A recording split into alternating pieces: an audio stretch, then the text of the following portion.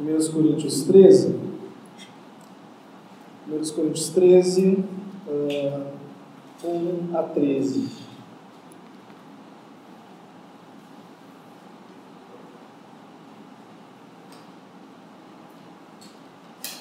Nós estamos vendo o caminho sobremodo excelente. Tá? O caminho sobremodo excelente.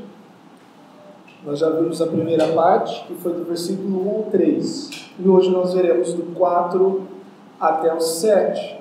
Bom? E depois do carnaval, do 7 até o 13. Bom? Vamos fazer a leitura e depois vamos orar. 1 Coríntios 13, o capítulo todo. Ainda que eu fale a língua dos homens e dos anjos, se não tiver amor, serei como o bronze que soa, ou como o símbolo que retine. Ainda que eu tenha o dom de profetizar e conheça todos os mistérios e toda a ciência, ainda que eu tenha tamanha fé a ponto de transportar montes, se não tiver amor, nada serei. E ainda que eu distribua todos os meus bens entre os pobres, e ainda que entregue o meu próprio corpo para ser queimado, se não tiver amor, nada disso me aproveitará. O amor é paciente, é benigno. O amor não arde em ciúmes, dependendo da tradução, invejoso. Não se ufana, não se ensoberbece, não se conduz inconvenientemente, não procura os seus próprios interesses, não se exaspera, não se ressente do mal, não se alegra com a injustiça, mas regozija-se com a verdade. Tudo sofre, tudo crê, tudo espera e tudo suporta. O amor jamais acaba, mas havendo profecias desaparecerão, havendo língua cessarão, havendo ciência passará, porque em parte conhecemos e em parte profetizamos. Quando, porém, vier o que é perfeito, então o que é em parte será aniquilado. Quando eu era menino, falava como menino, sentia como menino e pensava como menino. Quando cheguei a ser homem, desisti das coisas próprias de mim. Porque agora vemos como em espelho, obscuramente. Então veremos face a face. Agora conheço em parte, então conhecerei como também sou conhecido. Agora, pois, permanece a fé, a esperança e o amor. Estes três, porém, o maior destes é o amor. Vamos orar. Senhor, estamos diante de um texto tão citado, mas tão pouco praticado. Meu rogo é que a razão pela qual Paulo escreveu esse texto para a igreja de Corinto, ninguém aqui seja encontrado dentro daquilo que nós vamos mostrar nessa noite. É inútil qualquer coisa que não esteja permeada de amor pelo Senhor, para que assim amemos o nosso próximo. Ajuda-nos, Deus, que o nosso coração não se sinta duro em relação à mensagem de hoje, mas que nós reconheçamos a necessidade da Tua graça, do Teu poder, nos ajudando em tudo que esse texto incentiva, direciona e aponta que a igreja pratique. Em nome do Senhor Jesus. Amém. Essa semana eu passei mais uma hora no Bradesco, no banco, esperando para ser atendido. Né? Quem tem conta no Bradesco, antes eles davam um cartãozinho com 99 tokens, né, senhazinhas, e agora passou para o celular. Então eles não dão mais esse cartãozinho, você tem que ir lá e tem que cadastrar o seu celular. Né? E aí eu estou com outro celular, precisei ir lá para cadastrar, só que o problema é que eu não carreguei o meu celular devidamente. Eu não fui com o celular carregado, e você sabe que no banco, aquela hora passando, você tem que procurar alguma coisa para fazer, e está lá eu, com o celular. Faltando um número para me chamar, meu celular acabou a bateria. Eu desliguei o celular. Né? Aí eu ligava perto assim, faltava um número. O próximo número era o meu. A pessoa estava sendo atendida, E era uma coisa rápida para a mulher cadastrar. Acabou a bateria do celular. 1 hora sentada. Aí eu pensei em sair, procurar algum carregador, alguma coisa assim, mas não deu. Não deu. Pense num sentimento de desânimo, frustração e principalmente de tempo jogado fora. E você sabe que é apertado. O banco não é um luxo. Você não tem o luxo de perder 1 hora no banco. Né? Você não fala, hoje eu vou ali gastar 1 hora no banco. Não, você quer que o negócio ande, mas... E eles mudaram tudo ali no Bradesco. Eu perdi 1 hora. Não me preparei, não fui devidamente preparado e isso me fez perder 1 hora. Né? Foi inútil.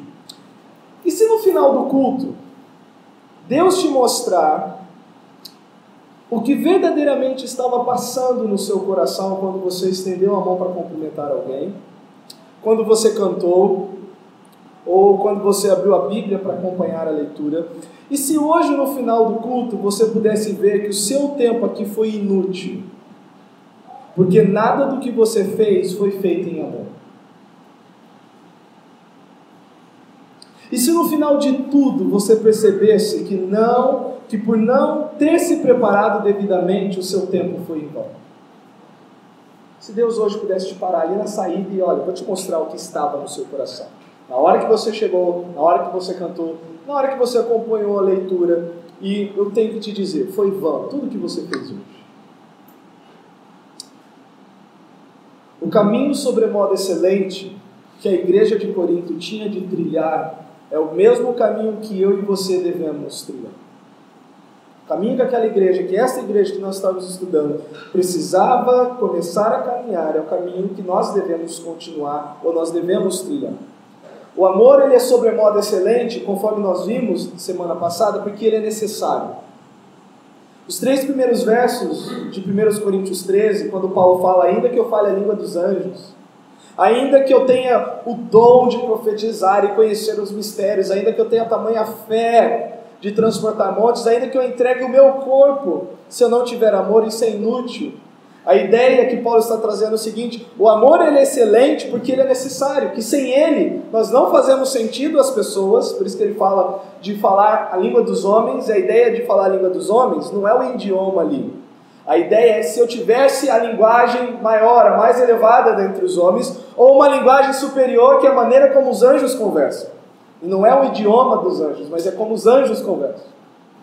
Tá? Como é que os anjos falam diante de Deus? Santo, santo. Você pega Apocalipse, você fica vendo, tu és digno, Senhor, de receber glória, honra e louvor, porque todas as coisas foram criadas por tua vontade. Se nós tivéssemos essa capacidade excelente de falar, mas sem amor, nós seríamos simplesmente como um sino que fica batendo.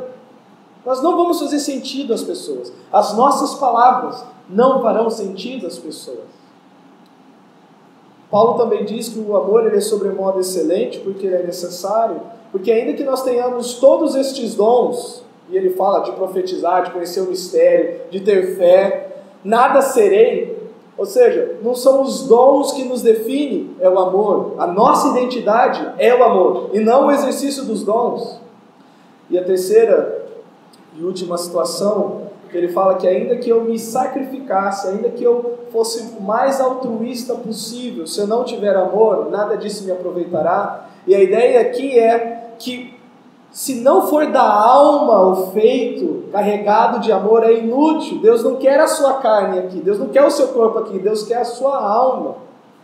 Você pode vir aqui, pôr o seu corpo aqui no banco, e a sua alma não está aqui por amor a Deus. E Paulo está dizendo para a igreja que tinha um problema enorme com o amor, eles achavam que tudo se resumia nos dons. Isso, de nada adianta vocês ficarem brigando por exercer os dons, se não for por amor. É inútil, por isso que o amor é o caminho sobremodo excelente. Primeiro, porque ele é necessário. O amor é necessário.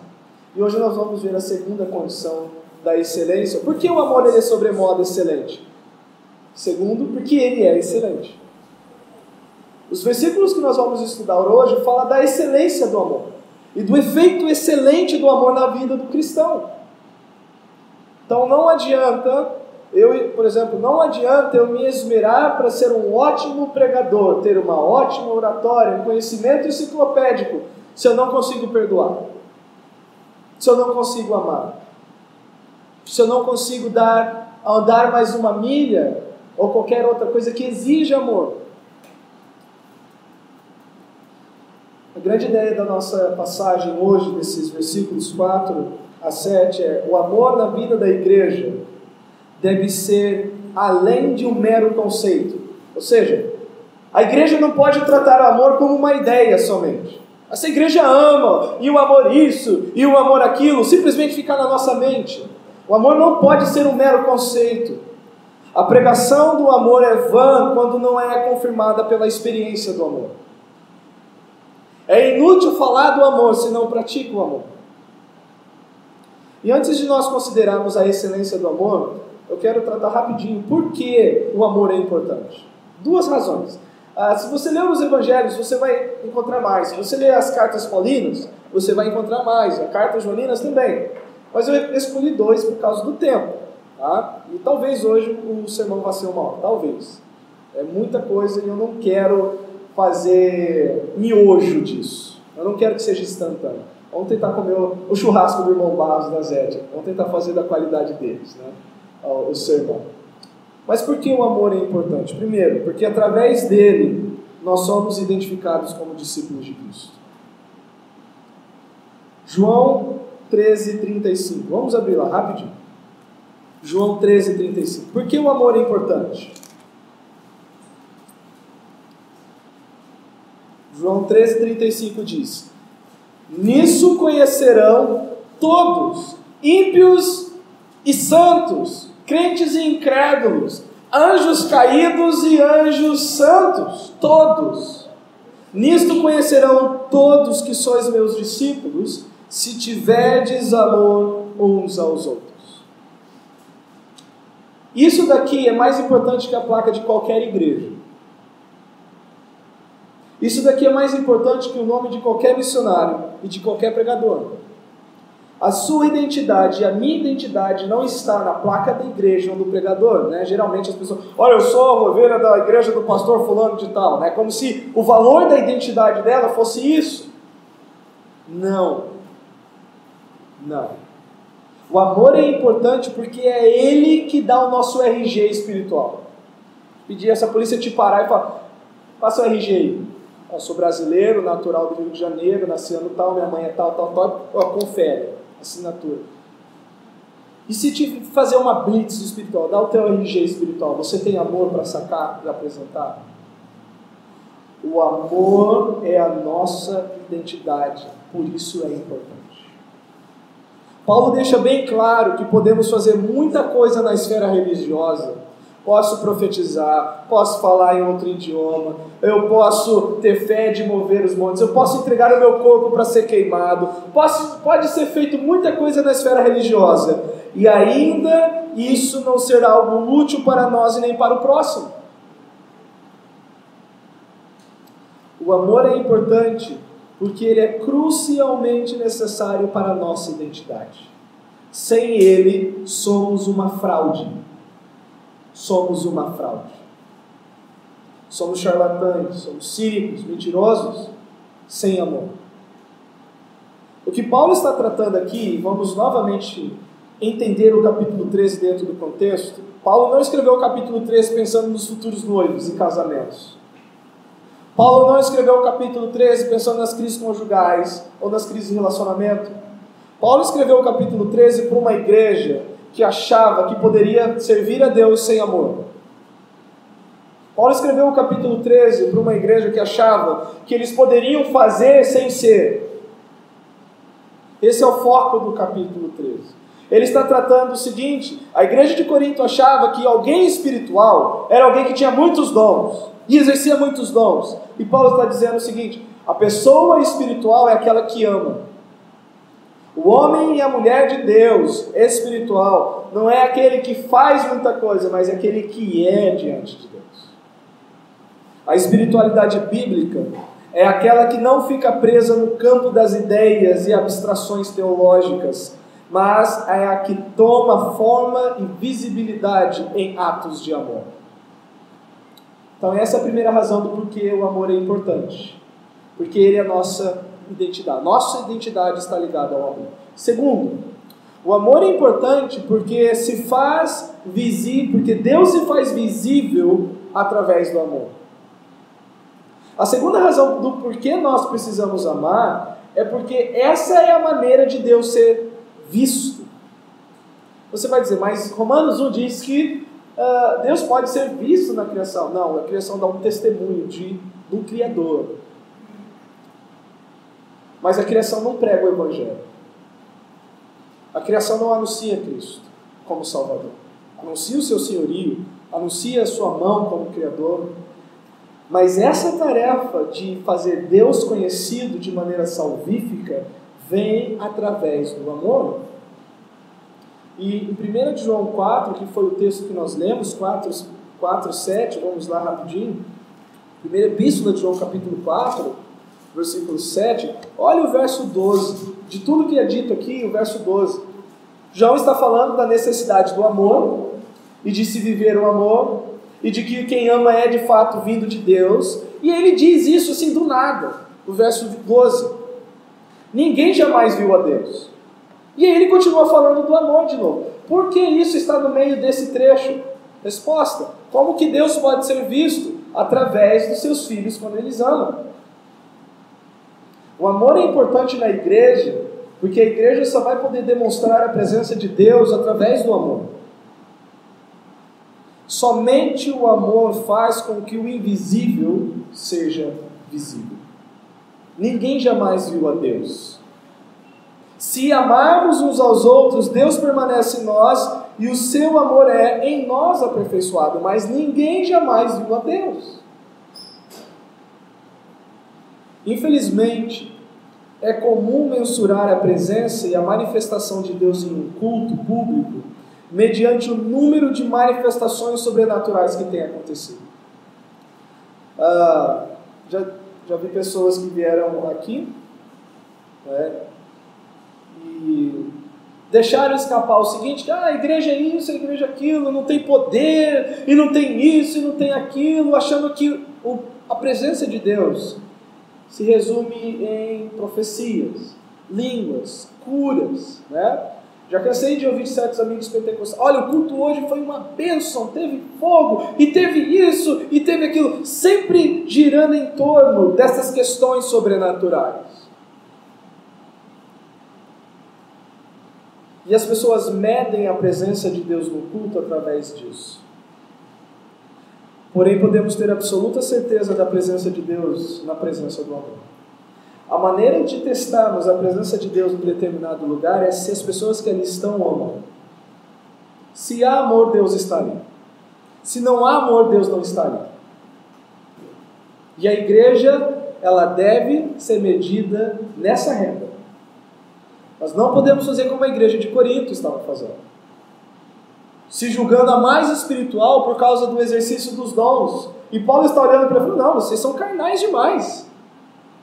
Como é que pode um chegar e falar que falou em outro idioma e mandar o irmão para juízo público? Como é que pode um dizer que entrega a profecia, mas não chegou e confrontou o irmão que está dormindo com uma mulher que não lhe pertence? Aonde está o amor dessa igreja? Deve ser nossa luta, amar de fato e de verdade. De nada aproveitará quem quer que seja entrar aqui, nos ver nos exercícios dos dons sem amor. Nada adianta a pessoa vir aqui e falar: uau, né? O louvor foi comedido, o pastor pregou e não pediu dinheiro, nossa, que legal, mas não tem amor. É inútil. É inútil. Então essas são as duas razões do porquê o amor é importante. Primeiro, a nossa identidade está no amor. Segundo, é a forma como Deus se manifesta no meio do seu povo. O povo de Deus é um povo de amor. Nada pode ser colocado no lugar do amor. A igreja de Éfeso foi chamada a atenção por causa disso. Tenho, porém, contra ti que abandonaste o teu primeiro amor, que deixaste de fazer as coisas com amor. Volta, porém, à prática das primeiras obras. Arrepende-te, senão virei diante de ti e removerei de ti o teu candeeiro. Tendo isso em mente, agora é importante sabermos o seguinte: então, como que o amor se manifesta? Tá, é importante o amor, é a minha identidade. É importante o amor, porque Deus se faz presente no amor. Tá, mas como que eu sei como isso funciona? Amor é ser bonzinho? É pensar positivo? É engolir sapo? Né? Eu engulo muito sapo, então eu amo. Mas como que o amor se manifesta? Então é isso que nós vamos ver agora do verso 4 até o verso 7. O amor ele deve ser manifesto na igreja. Uma igreja onde o ambiente não seja de amor, deixa de ser uma igreja. Ela passa a ser um clube, um teatro, qualquer outra coisa, menos igreja. Menos igreja. Lembremos que Paulo está tratando um problema crônico na igreja de Corinto. Eles não amavam. Não vou dizer que 100% dos coríntios, né, para não chamar de corintianos, dos coríntios, não amavam. Mas a maioria da igreja, pela maneira como Paulo escreve, estava sendo reprimida ou admoestada, porque não existia amor. E essa lista de 1 Coríntios 13 tem relação com essa situação da igreja. Então não é uma lista exaustiva. O que eu quero dizer? Paulo aqui não definiu tudo o que o amor é. Ele disse o que o amor é na falta do que não estava sendo visto na igreja. Todas essas questões aqui, elas são tratadas à luz dos problemas da igreja de Corinto. Então era uma igreja que tinha ciúmes, era uma igreja que se ufanava. Então tudo que nós vamos tratar é o que existia de negativo na igreja e que não deveria de existir. Sem amor, o local de culto se torna um palco de teatro e seus membros atores. É simplesmente encenação. Então vamos lá. Como deve ser o amor na igreja? Primeiro, o amor, toda vez que eu disser amor, pense em Deus. Porque Deus é amor. Não é o conceito, não é um sentimento, não é algo abstrato. Toda vez que se falar de amor, eu estou falando de Deus na vida da pessoa. Deus na vida da pessoa. O amor, Deus, se manifesta na igreja em relacionamentos de qualidade. Deus se manifesta na igreja quando tem relacionamentos de qualidade. O amor, ou Deus, dá qualidade aos nossos relacionamentos, produzindo uma disposição gentil para com o nosso próximo. O versículo 4 diz assim: o amor é paciente, é benigno. Essa é a qualidade da presença de Deus nos nossos relacionamentos. Quando traz a ideia de paciência, é a ideia de que suporta por longo tempo o sofrimento. Mas a ideia é a perseverança em não retalhar, mesmo sofrendo. Prato refratário que fala, aquele prato de vidro que pode pôr no fogo. E por que ele não explode? Porque ele é o quê? Temperado. Há algo naquele vidro que faz com que ele suporte o calor. O amor é o tempero na vida do cristão que lhe dá a capacidade de sofrer de maneira longa, de ser paciente. É o que lhe faz não explodir, não retalhar, não revidar. Se não houver amor, nós seremos impacientes. E todo aquele que ama é benigno. Por isso que está junto essa dupla aqui. E por isso também que no fruto do Espírito eles estão próximos. O fruto do Espírito é amor, alegria, paz, longanimidade, benignidade. Ninguém tem uma disposição de ser bom se não aguentar o outro, se não for paciente. Então Deus ele faz com que os relacionamentos sejam de qualidade, dando essa disposição. Eu suporto.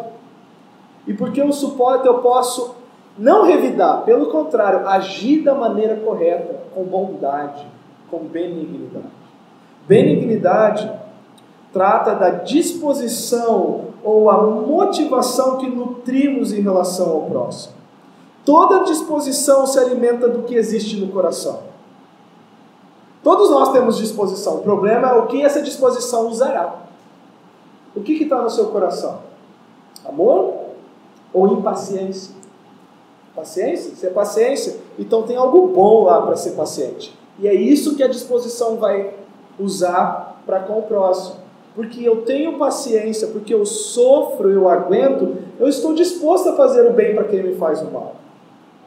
E Deus faz com que na igreja os relacionamentos sejam de qualidade por causa disso. Lembra? Era isso que não existia na igreja de Corinto. Eles não eram pacientes, não eram benignos. Eu sou de Paulo, eu sou de Apolo, eu sou de Cristo. Na ceia, come do seu grupo, do meu grupo come o que eu trouxe. Lembra na ceia? Não, tá vindo aquela pessoa lá, esconde, deixa aqui. Depois você tira a coxinha gostosa. Não. Benignidade. Uma segunda questão que o amor faz, além dele dar qualidade aos nossos relacionamentos, mudando a nossa disposição, o amor, Deus, se manifesta na igreja através de um comportamento cristão. O amor molda o nosso comportamento. Ele não somente trata como que vamos nos aproximar, mas ele trata o que nós fazemos no geral. O nosso comportamento, o nosso estilo de vida. O amor, ele molda isso, ele transforma isso. Do verso 4 agora, da parte dos ciúmes, até o final do versículo 6, é como que o amor molda e transforma o comportamento em um comportamento parecido com o de Cristo. Diz assim: o amor não arde em ciúmes, ou dependendo da tradução, o amor não é invejoso. Assim, o amor não procede de forma invejosa ou ciumenta. Por causa do amor, o bem-estar dos outros não provoca o nosso mal-estar.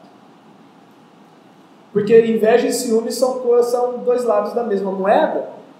E na maioria das vezes está ligado ao que o outro tem, ao que o outro é e o que eu gostaria de ser do outro. Então, se a gente puder notar, o carvão que esquenta essa churrasqueira, se a gente pode, é cobiça. É a cobiça. É a falta de contentamento que faz com que tenhamos ciúmes, inveja. Não é o ciúmes no caso do amor em si, de ter o zelo, mas é aquela situação negativa. Por causa do amor, o bem-estar dos outros não provoca o nosso mal-estar. Pelo contrário, podemos com alegria verdadeira nos alegrar com os que se alegram. O outro está feliz porque conseguiu algo que você não tem. Amém, louvado seja Deus. E de você verdadeiramente se alegrar. Abraçar essa pessoa e falar: eu estou muito alegre por você. Por mais que seja algo que eu gostaria de ter, ou algo que eu gostaria de ser, mas Deus é bom em não ter me dado, mas Deus te deu e eu me alegro. Ele continua: o amor não se ufana, não se ensoberbece. Faz com que sejamos mais centrados em outros do que em nós mesmos. O amor nos tira do centro para colocarmos outro no centro. O amor, ele não é presunçoso, envaidecido. Ele não pensa de si mesmo além do que convém. Ele não acha que ele é a última bolacha do pacote. Ele não pensa que ele é o sol do sistema solar aqui e que tudo gira em torno dele. O amor, ele não se ensoberbece, ele não é arrogante, orgulhoso, ele não tem uma atenção voltada para si. Por isso que o amor molda o nosso comportamento. Quando o outro se alegra, aquilo me alegra. E eu não perco o sono porque as coisas não giram em torno de mim. Do que eu penso, do que eu acho, de como tem que ser, do que eu falo de como tem que ser. No verso 5, o amor não se conduz inconvenientemente. O amor nos leva, lembra, é Deus.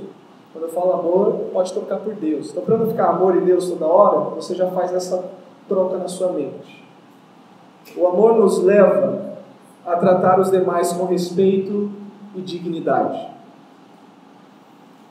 Porque os sistemas de valores passa a ser aquele experimentado pelo amor de Deus.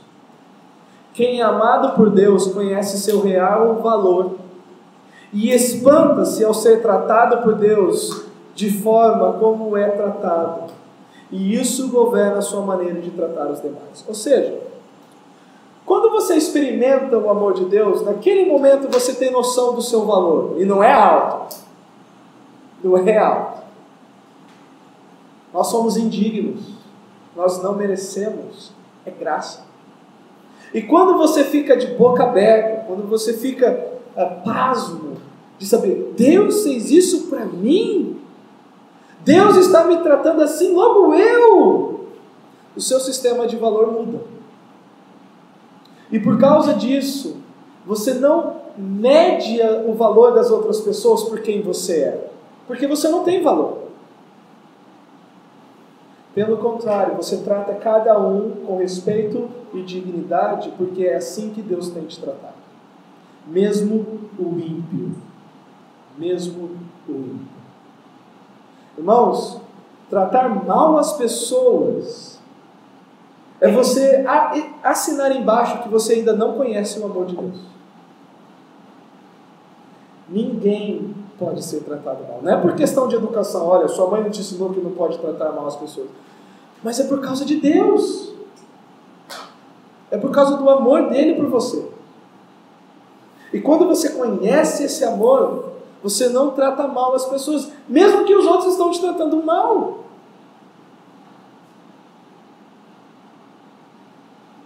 Tem a história de um Anabatista que estava sendo levado pelo verdugo para ser executado.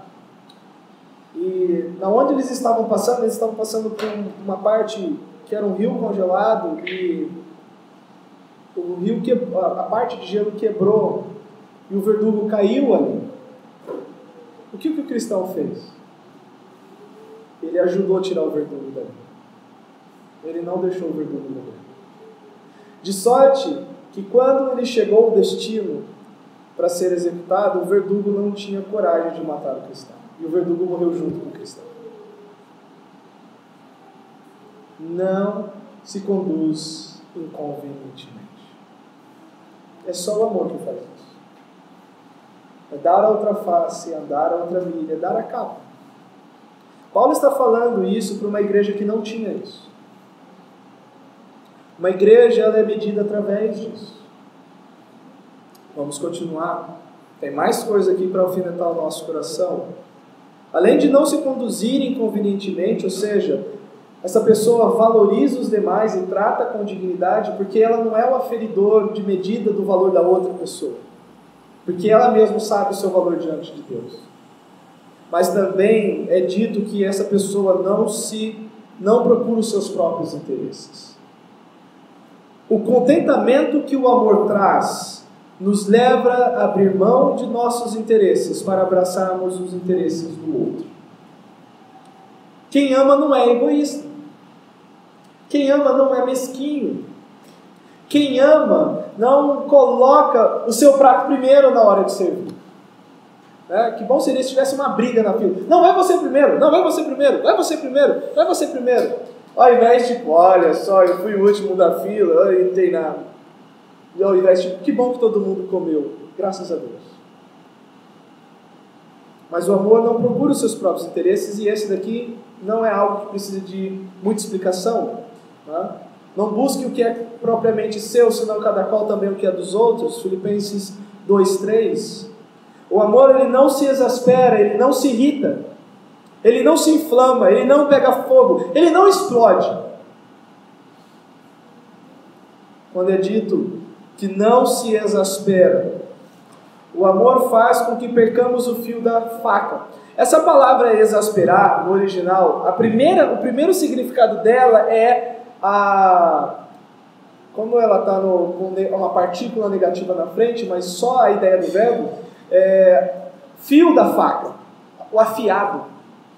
A ideia é que essa pessoa ela não é mais afiada, ela não é mais cortante, ela não é mais um cacto, né?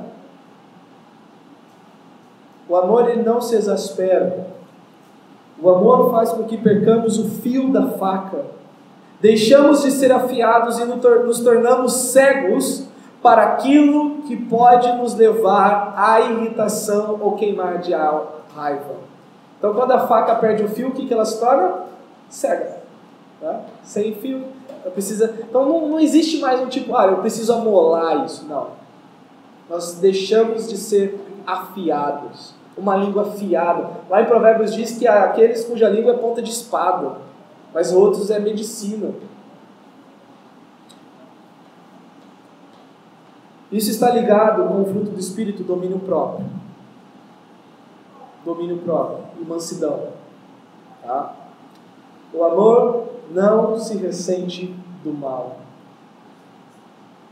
Quem perdoa, esquece e não fica recontando ou relembrando o mal recebido.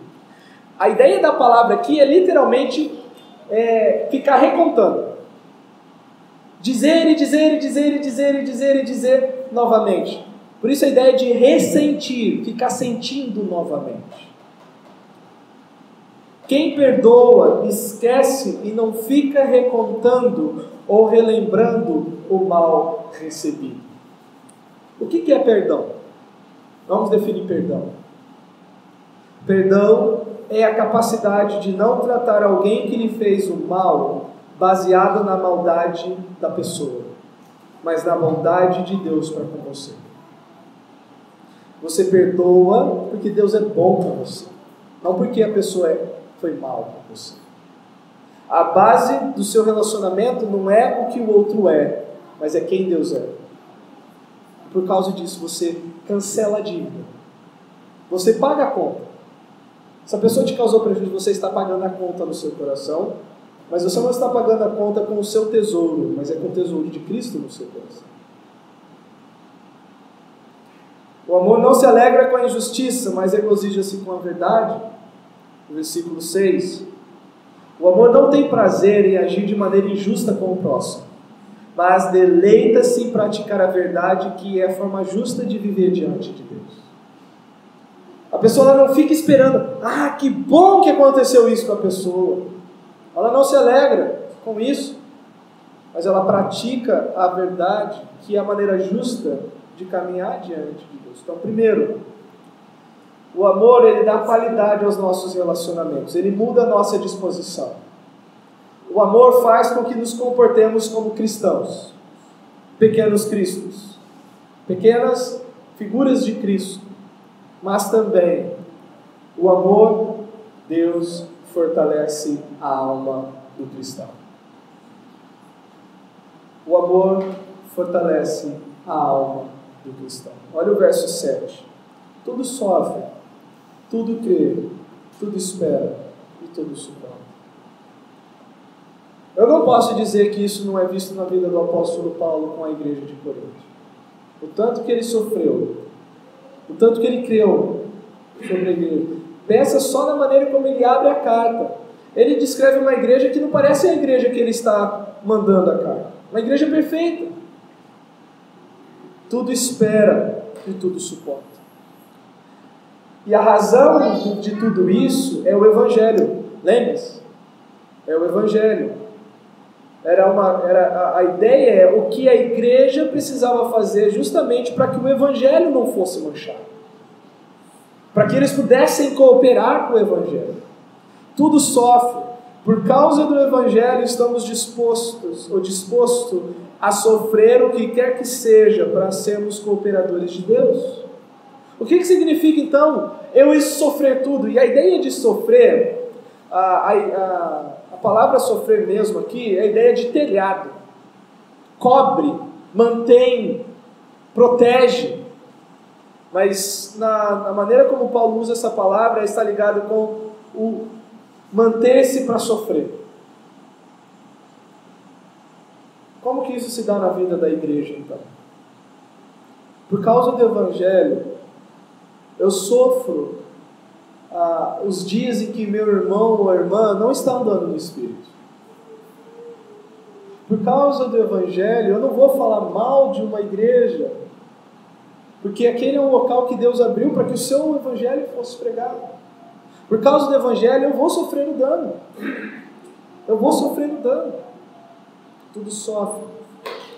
Por causa do Evangelho, o amor faz com que não percamos a fé ou desanimemos espiritualmente. Eu não creio que isso possa mudar. Eu não creio isso, eu não creio aquilo, e é incredulidade. Então, a maneira de você vencer a incredulidade é focando no amor que Deus tem. O amor tudo espera. Por causa do Evangelho, o amor mantém nossa esperança viva em Deus. Paulo tinha esperança que aquela igreja fosse transformada. Tanto que nós sabemos que ele teve 4 cartas mandadas para essa igreja. E que ele estava disposto a morrer por essa igreja. O nosso homem exterior ele vai se desfazendo, o nosso interior vai se renovando, mas nós nos entregamos àquele que ressuscita os mortos, que levanta os mortos. Tudo espera, mantém a esperança viva em Deus e tudo suporta. Por causa do Evangelho, o amor nos mantém firmes enquanto suportamos as mais diversas dificuldades por amor do seu nome. Por amor do seu nome. O amor, ele é um caminho sobremodo excelente porque ele é necessário. O amor, ele é um caminho sobremodo excelente porque é ele quem nos faz verdadeiramente cristãos. Seguidores e pequenos cristos. Então, o que nós vamos aplicar disso tudo? Apesar que muito prático tudo que Paulo, a maneira como Paulo escreveu, mas tem algumas coisas aqui para a gente levar para casa. Primeiro, o amor é uma decisão, é uma escolha. Não é fundamentada no que sentimos das outras pessoas, mas no que conhecemos a respeito da pessoa de Deus. Você não tem que, eu não sinto, por isso eu não faço. Porque Deus disse que eu tenho que amar, eu vou obedecer. Independente se isso está me dando um bom sentimento ou não. Mas é um ato, é uma escolha, é uma obediência. Não é eu preciso sentir o amor, eu escolho amar. Eu escolho amar. Segundo, a vida em comunidade na igreja local só é possível em amor. Não tem nenhum outro termo, não tem nenhuma outra condição para que uma igreja passe anos a fio de maneira bíblica, se não for através do amor. Somos pecadores redimidos, mas que ainda aguardamos a glorificação. E por causa disso o pecado está presente, e é o amor que cobre multidão de pecados que faz com que um grupo permaneça unido. Terceiro, a presença de Deus, que é amor, verdadeiramente experimentada, faz com que experimentemos a virtude do caráter de Cristo, a saber, humildade. Você viu que não tem humildade aqui. Mas os coríntios eram orgulhosos. Fala, olha, não se ensoberbece, mas o pacote todo pode ser resumido nisso. O amor nos torna humildes. O amor põe Cristo e as outras pessoas no centro. Como está a sua vida? Como está a sua vida? Ao consultar sua cabeça no travesseiro hoje à noite antes de dormir, terá a convicção de que sua vida tem sido uma prática vã da religião? Ou você tem verdadeiramente caminhado em amor como Deus é amor? Quando você deitar, olhar para o teto e talvez lembrar do que foi dito hoje, você vai analisar e vai dizer, não, eu tenho sido um religioso, uma religiosa. Eu tenho feito o que é comum fazer na igreja, mas eu não tenho amado. Então isso é religião, não é cristianismo. Não é vida de Deus.